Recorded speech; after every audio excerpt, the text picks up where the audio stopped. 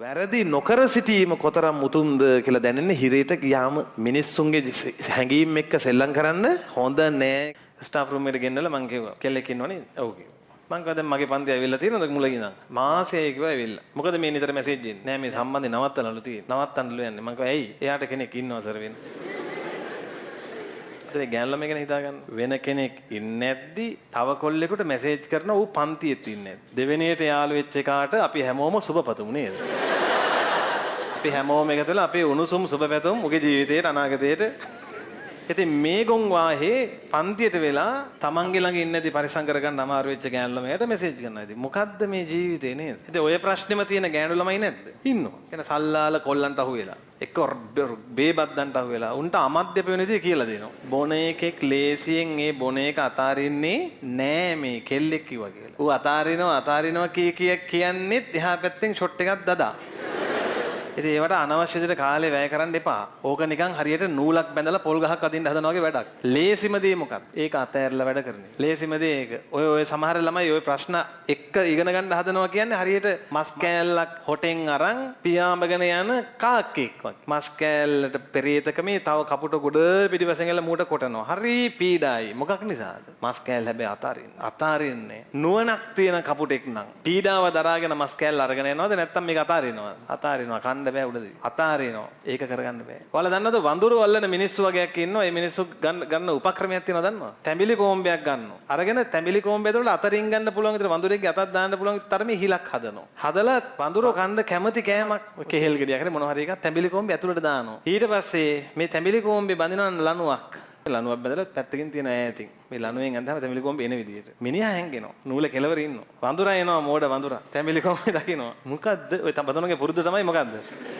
ඔය දැක්කද කියනවා මොකද්ද මේ කියලා බලන්න. අපේ ළමයි වගේම තමයි.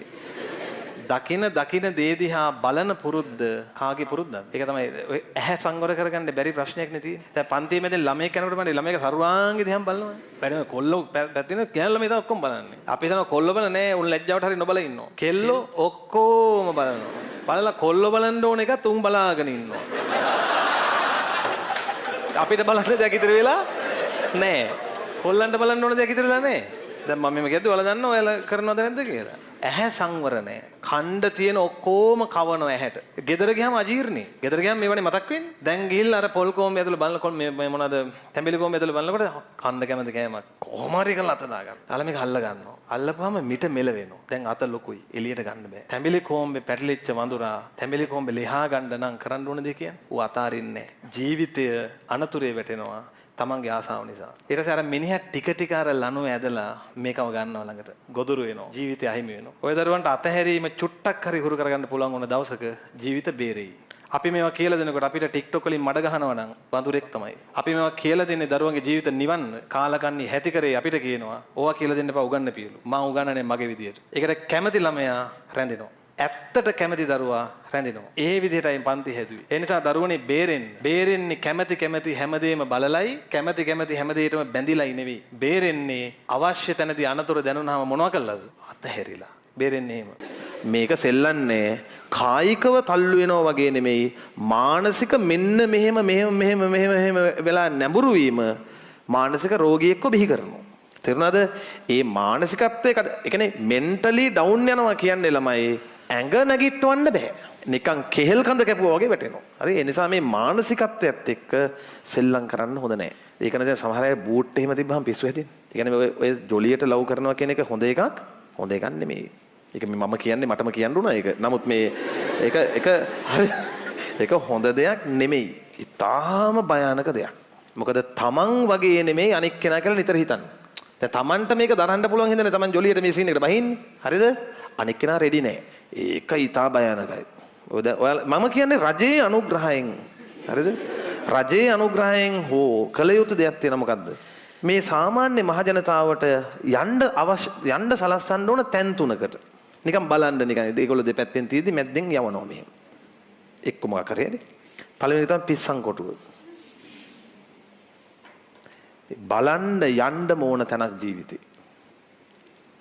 හරි?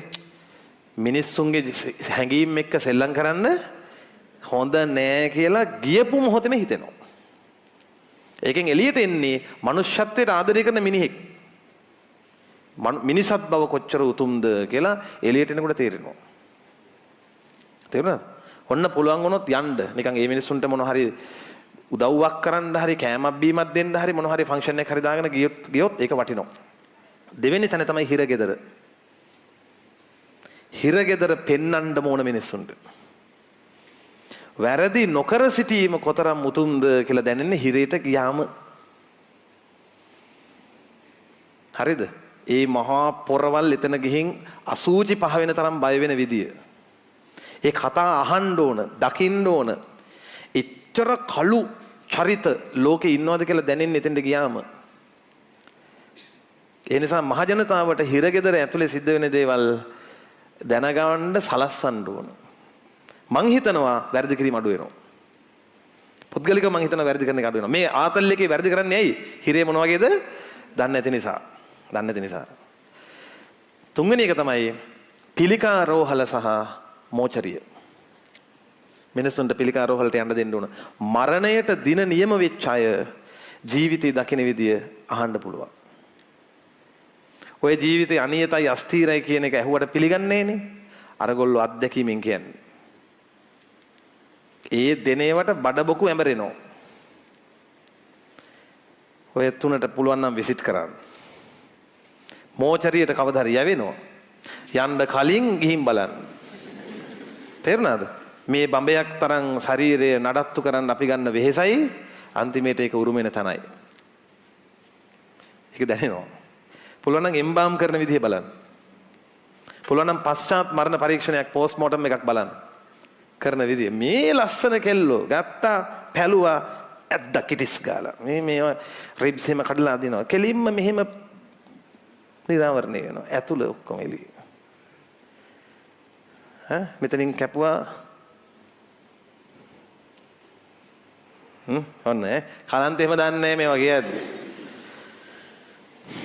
තේරෙනවද දැන් ඔය මිනිහක් දැන් සමහර මලගෙවල් වලට ගිහලා කියන අනේ ලස්සනයි අපේ ගෙදර හිටියට වඩා පෙනුමයි කියන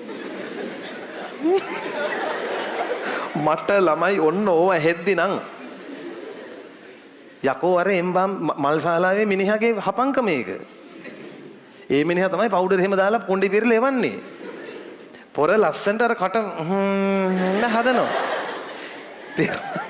මිනිස්සයා තමයි හදන්නේ ඒක. සමහර අය ඔහොම ඉන්නකොට එකපාරට අහක් වෙනවා. ඊට පස්සේ ආයෙ සුපර් ග්ලූ දාලා එහා අලවනවා. ඔය ගන්නකො සුපර් ග්ලූ එක අම්මල්ලි කියලා. එතෙන්ට ගිහිල්ලා බලන්න වටිනවා. සමහර අය ඔහොම ඉඳලා අයනවා. ආයෙ කට අලවනවා යන්නේ. ගහන් කරපුවාම ඇතුලේ දිව නැහැ.